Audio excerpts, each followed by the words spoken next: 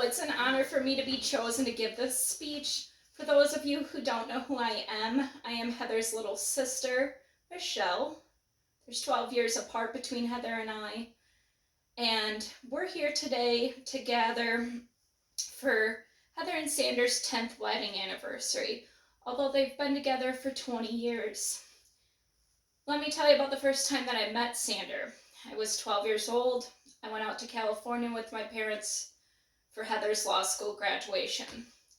And like any other 12-year-old, I am cocky, smart mouth, and cocking off to my brother-in-law.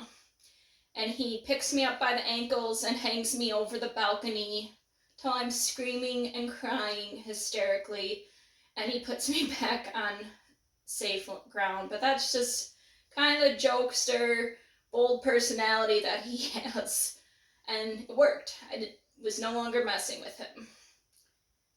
Heather met Sander while she was bartending at a Navy SEAL bar. Sander was stationed in San Diego, and Heather was going to law school.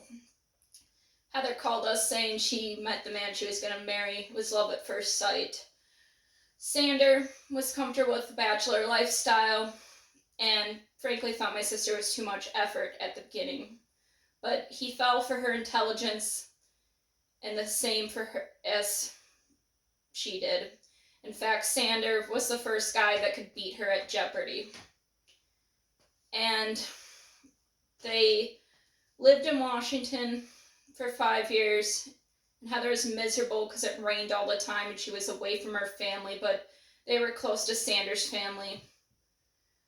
And Sander, after my dad had a stroke, moved to Wisconsin with Heather, and they've been here for almost 11 years. And they got married in Jamaica at a destination wedding, and that couldn't have gone worse.